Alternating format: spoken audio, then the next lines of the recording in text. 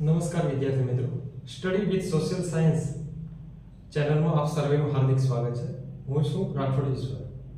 તો વિદ્યાર્થી મિત્રો, સામાજિક વિજ્ઞાન ધોરણ 10 નો પ્રથમ પાઠ ભારતના વારસા વિશે માહિતી મેળવો.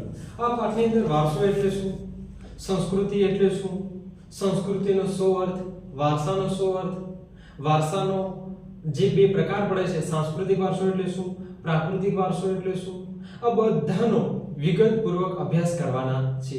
તો ચલો મિત્રો શરૂ કરીએ. તો ભારત એ પ્રાચીન સંસ્કૃતિ ધરાવતો દેશ છે. જે ભારત દેશ છે એ પ્રાચીન સંસ્કૃતિ ધરાવતો દેશ છે અને વિશ્વ પુરાણ ગ્રંથની અંદર ભારત વિશે એવું કહેવામાં આવ્યું છે કે ઉત્તર યત્સ સમુદ્રસ્ય હિમાદ્રેશે ચેક દક્ષિણ વર્ષ તદ ભારત નામ ભારતીય યત્ર સંસદી. અર્થાત ઉત્તર યત્સ સમુદ્રસ્ય, સમુદ્રની ઉત્તરે, હિમાદ્રેશે ચેક દક્ષિણ, હિમાલયની દક્ષિણે, અહીંયા આગળનો જે ભાગ જે હિમાલય જે છે હિમાલયની દક્ષિણે, વર્ષ તદ ભારત નામ ભારતીય યત્ર સંસદી. અર્થાત સમુદ્રની ઉત્તરે, હિમાલયની દક્ષિણે જે સ્થળ આવેલું છે તેને ભારત કહે છે અને તેની અંદર રહેનાર સૌ સંતાનો ભારતીયો છે. પ્રાચીન સમયની અંદર ભારતના અલગ અલગ નામનો ઉલ્લેખ થતો હતો. જ્યારે પણ શુભ પ્રસંગે લેવાતા જે સંકલ્પો હતા એ સંકલ્પોમાં ભારત દેશનો અલગ અલગ નામથી ઉલ્લેખ થતો હતો. કયા કયા નામથી ઉલ્લેખ થતો હતો? તો ભારત દેશનો ભારત વર્ષ, ભરતખંડ, જંબુદ્વીપ, આર્યાવર્ત, આ નામથી ભારત ઓળખાતો હતો. આર્યાવર્ત, જંબુદ્વીપ, ભરતખંડ અને ભારત વર્ષ. ભારતની સમૃદ્ધિથી આકર્ષાઈ અને વિદેશની પ્રજા ભારતમાં વેપાર કરવા માટે આવે છે. ભારતની લોકોની અંદર એ લોકો ભળી જાય છે, મતલબ કે ભારતની સંસ્કૃતિની અંદર એ લોકો ભળી જાય છે. આદાન પ્રદાનની પ્રક્રિયા થકી એ ભારતની અંદર ભળી જાય છે અને આમ એક પેઢીમાંથી બીજી પેઢીમાં વારસાનું જે હસ્તાંતરણ થયું અને તેનો સાતત્યપૂર્ણ વિકાસ થયો. એના પછીનો મિત્રો જે ટોપિક આવે છે એ છે ભારતનું સ્થાન અને વિસ્તાર. તો વિશ્વની અંદર ભારત એ વિસ્તારની દ્રષ્ટિએ 7મો ક્રમ ધરાવે છે અને જનસંખ્યાની દ્રષ્ટિએ ચોપડીની અંદર જે લખેલું છે એ પ્રમાણે બીજા ક્રમે છે અને વર્તમાન સમયની અંદર વસ્તીની અંદર ભારત પ્રથમ ક્રમે છે. બંને બાબત આપણે યાદ રાખીશું. ચોપડીની અંદર હજુ પણ બીજો ક્રમ લખાયેલો છે, જ્યારે વર્તમાન સમયની વાત કરવામાં આવે તો વસ્તીની દ્રષ્ટિએ ભારત એ પ્રથમ ક્રમે છે. હવે ભારતના વૈવિધ્યસભર વારસાની જો મિત્રો વાત કરવામાં આવે તો ભારત ભૂમિએ આપણને અને વિશ્વને સમૃદ્ધ વારસો આપ્યો છે. ભારતની સંસ્કૃતિ એ શાંતિપ્રિય અને વેપારી રહી છે.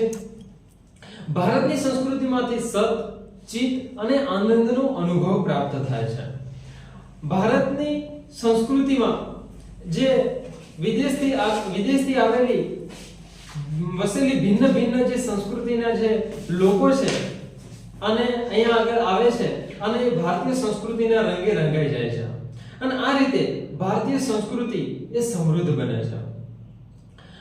છેક સિંધુ ખીણની સંસ્કૃતિથી શરૂ કરી અને આજ દિન સુધીના લોકોએ ભારતના વારસાને સમૃદ્ધ બનાવ્યો છે પોતાની આવડત, પોતાની કલા, પોતાના કૌશલ્ય, પોતાના બુદ્ધિ ચાતુર્ય દ્વારા. તો ભારતના વારસાના નિર્માણમાં કોનો ફાળો અગત્યનો રહેલો છે?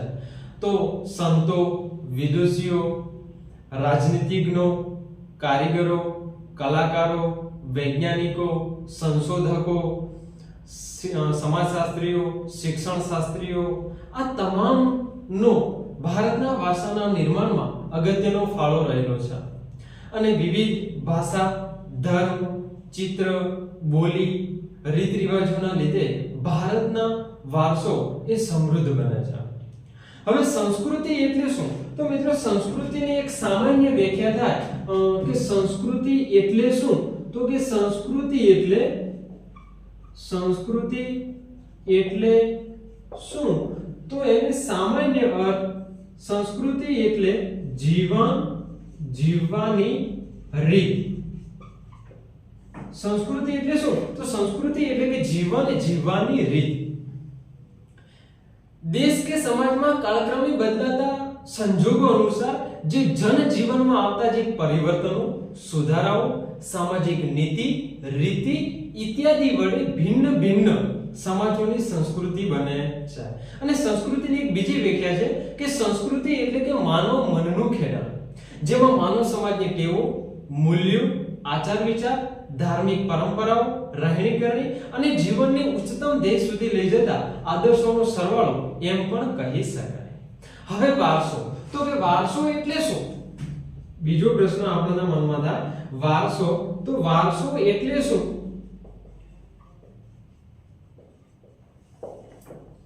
તો વારસો એટલે આપણને આપણા પૂર્વજો તરફથી મળેલી અમૂલ્ય ભેટ. વારસો એટલે કે આપણને આપણા પૂર્વજો તરફથી મળેલી અમૂલ્ય ભેટ.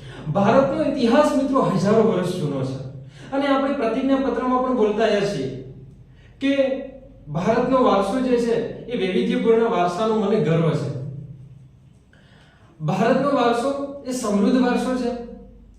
વારસાના બે પ્રકાર પડે છે. વારસાના મિત્રો જે છે એ વારસાના બે પ્રકાર પડે છે. એક છે પ્રાકૃતિક વારસો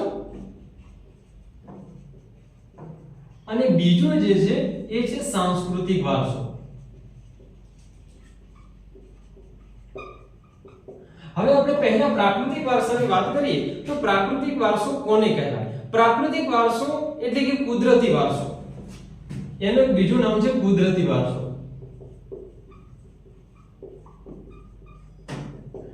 કુદરત દ્વારા મળેલી અમૂલ્ય ભેટ છે. તો આ પ્રાકૃતિક વારસાની વ્યાખ્યા શું થાય? તો કે પ્રાકૃતિક વારસો એટલે કે પ્રકૃતિ, પર્યાવરણ અને માનવ જીવનના નિકટતમ સંબંધોનું પરિણામ એટલે પ્રાકૃતિક વારસો. ધ્યાન રાખજો મિત્રો, પ્રાકૃતિક વારસાની વ્યાખ્યા શું છે? પ્રકૃતિ, પર્યાવરણ અને માનવ જીવનની વચ્ચેના નિકટતમ સંબંધોનું પરિણામ એટલે પ્રાકૃતિક વારસો. આ પ્રાકૃતિક વારસોની અંદર સાનો સમાવેશ થાય છે? તો કે ઊંચા પર્વતો, ઝરણાઓ, નદીઓ, સાગરો, લાંબા દરિયા કિનારા, ફળદ્રુપ મેદાનો, રણો અને ખીણ પ્રદેશોનો સમાવેશ થાય છે. આ ઉપરાંત પશુ પંખીઓ, પ્રાણીઓ, ઋતુઓ, ખનિજો અને વિવિધ ભૂમિ દ્રશ્યોનો પણ સમાવેશ થાય છે. આપણે સૌ પ્રકૃતિના સંતાન છીએ અને આપણા માટે પ્રકૃતિ શુદ્ધ વાયુ, આહાર, પાણી માટેની વ્યવસ્થા સુંદર રીતે કરે છે. પ્રકૃતિ સાથેનો આપણો વ્યવહાર શ્રદ્ધાપૂર્વકનો હશે એવી પંચતંત્રની વાર્તાઓ અને બૌદ્ધ ધર્મની જાતક કથાઓ પરથી આપણે કહી શકીએ કે પ્રકૃતિ સાથેનો આપણો વ્યવહાર શ્રદ્ધાપૂર્વકનો હશે એવું આપણે શા પરથી કહી શકીએ? તો બૌદ્ધ ધર્મની જાતક કથાઓ અને પંચતંત્રની વાર્તાઓ પરથી. પ્રકૃતિ પર આપણી ચિકિત્સા પદ્ધતિઓ પણ આધારિત હતી. તો કઈ હતી? તો ત્રણ મહત્વની છે. એમાંની પહેલી છે તો કે નિસર્ગોપચાર એટલે કે નેચરોપથી, બીજી છે યુનાની અને ત્રીજી છે આયુર્વેદિક. નિસર્ગોપચાર, યુનાની અને આયુર્વેદિક ચિકિત્સા પદ્ધતિ એ પ્રકૃતિ પર આધારિત હતી. મિત્રો, પ્રાકૃતિક વારસાની અંદર પહેલો જે પોઈન્ટ જે છે એ છે ભૂમિ દ્રશ્યો. તો અનેક ભૂમિ આકારો દ્વારા અનેક ભૂમિ દ્રશ્યોનું નિર્માણ થાય છે. ઉદાહરણ તરીકે હિમાલય એક ભૂમિ આકાર છે. હિમાલયની અંદર અવનવા પશુ પંખીઓ, પ્રાણીઓ, વનસ્પતિઓ, ખનિજોનો અને બરફથી છવાયેલા શિખરોનો સમાવેશ થાય છે. જે બરફથી છવાયેલા જે શિખરો છે જેના કારણે ત્યાંની નદીઓ એ બારે માસ વહે છે. જે હિમાલયની નદીઓ છે એ બારે માસ વહે છે. હિમાલયની અંદર તરાઈના જંગલો પણ આવેલા છે અને ખાસ મિત્રો નોંધવું રહ્યું કે હિમાલયની અંદર અમરનાથ, બદ્રીનાથ અને કેદારનાથ આ યાત્રાધામો અને નંદા દેવી જેવા શિખરો આવેલા છે. માટે ભારત માટે હિમાલયનું ઘણું મહત્વ છે. એના પછી જે પ્રાકૃતિક વારસાની અંદર જે સમાવેશ થતો હતો એની અંદર પહેલા આપણે ભૂમિ દ્રશ્યો વિશે માહિતી મેળવી. બીજા નંબરે છે નદીઓ. તો તો નદીઓ એ પ્રાચીન સમયથી ભારતનો પ્રાકૃતિક માર્ગ પૂરો પાડતી રહી છે અને દરેક નદીઓએ એ પ્રજા જીવનને સમૃદ્ધ બનાવ્યું છે. તો આ કઈ કઈ નદીઓ છે એના માટેની એક શોર્ટકટ ટ્રીક છે કે કઈ કઈ નદીઓ આવે છે એને યાદ રાખવા માટેની એક શોર્ટકટ ટ્રીક આપણે યુઝ કરીએ મિત્રો. તો આપણે યાદ રાખશું કે સિંધ, યસ, નર્મદા, ગો, કૃષ્ણ, કા. સી એટલે સિંધુ, ગ એટલે ગંગા, ય એટલે યમુના, સ એટલે સરસ્વતી, નર્મદા, ગો એટલે ગોદાવરી, કૃષ્ણ અને કાવેરી. આ નદીઓએ ભારતના લોકજીવન પર પ્રગાઢ અસર ઉપજાવી છે. નદીઓ દ્વારા પીવાનું પાણી, વપરાશનું પાણી, સિંચાઈ, ખેતી, વીજળી અને ઉદ્યોગો માટે આપણને પૂરતા પ્રમાણમાં પાણી પૂરું પાડે છે. આ ઉપરાંત જે નદીઓને આપણે લોકમાતાનું બહુમાન આપ્યું છે એ નદીઓ ઉદ્યોગોના વિકાસ માટે પણ આ નદીઓ પર આધાર રાખવો પડ્યો છે. અને પ્રાચીન સમયના તમે કોઈ પણ નગરને ધ્યાનમાં લઈ લો તો જ્યારે પણ નગરની રચના થતી હતી ત્યારે એ નદીના કિનારે થતી હતી. અને પ્રાચીન સમયની અંદર જે નદીના ઉષા અને જે સંધ્યાના જે દ્રશ્યો છે એ ખરેખર અદ્ભુત અને એ અવિસ્મરણીય એટલે કે ખૂબ જ સુંદર એ ઉષા અને સંધ્યાના દ્રશ્યો હતા. ઉષા એટલે કે વહેલી સવારનો સમય અને સંધ્યા એટલે કે સાંજનો સમય. આ નદી કિનારાના બે મહત્વના દ્રશ્યો જોવા મળતા હતા. એના પછીનો મિત્રો ત્રીજો પોઈન્ટ આપણે કુદરતી વારસો એટલે કે પ્રાકૃતિક વારસાની અંદર ત્રીજો પોઈન્ટ આવે છે એ છે વનસ્પતિ જીવન. તો વનસ્પતિ જીવનની મિત્રો વાત કરીએ. ભારતની પ્રજા પ્રાચીન સમયથી પર્યાવરણ પ્રેમી રહી છે. તેની સાક્ષી એનો વૃક્ષ પ્રત્યેનો પ્રેમ, પુષ્પ પ્રત્યેનો પ્રેમ અને છોડવો પ્રત્યેનો આદર સૂચવે છે. માણસ હોય, પ્રાણી હોય કે પશુ પક્ષી હોય તેને આહાર માટે તો વનસ્પતિ પર આધાર રાખવો પડે છે. ભારતની અંદર વડ, પીપળો અને તુલસી વગેરેની પૂજા, ધૂપ અને દીપ કરવામાં આવે છે. વડ સાવિત્રીના વડની અંદર વડની પૂજા કરવામાં આવે છે. અનાજ, કઠોળ, તેલબિયાના છોડ, ધન ધાન્યથી લહેરાતા ખેતરો, વન સમૃદ્ધિથી ભરેલા જંગલો અને ઔષધિઓ માટે ઉપયોગી છોડવાઓએ અતિ પ્રાચીન કાળથી ભારતની પ્રજા જીવનનું સમૃદ્ધ રાખ્યું છે. આગળ મિત્રો વાત કરીએ તો વનસ્પતિ જીવનની અંદર જે ઔષધિઓની વાત કરવામાં આવે તો હરડે, આંબળા, બહેડા, કુંવરપાઠું, અરડુસી, લીમડો વગેરે જેવી ઔષધિઓ.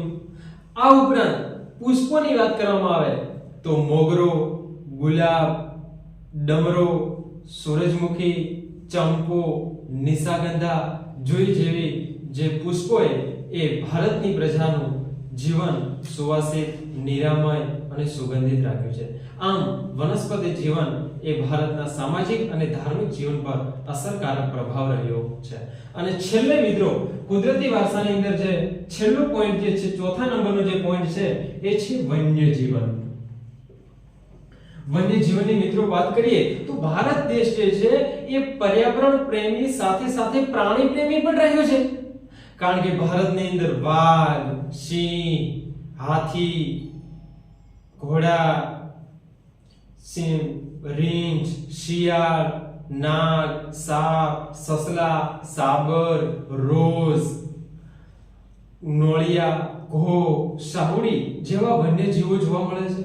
અને એ બાબત નોંધવી રહી કે વિશ્વની અંદર 80 સિંહ માત્ર ને માત્ર ગુજરાતના ગીરના જંગલમાં જોવા મળે છે. જે મિત્રો આપણા માટે ગૌરવ લેવા જેવી બાબત છે કે 80 સિંહ એ માત્ર ને માત્ર ગુજરાતના ગીરના જંગલમાં જોવા મળે છે.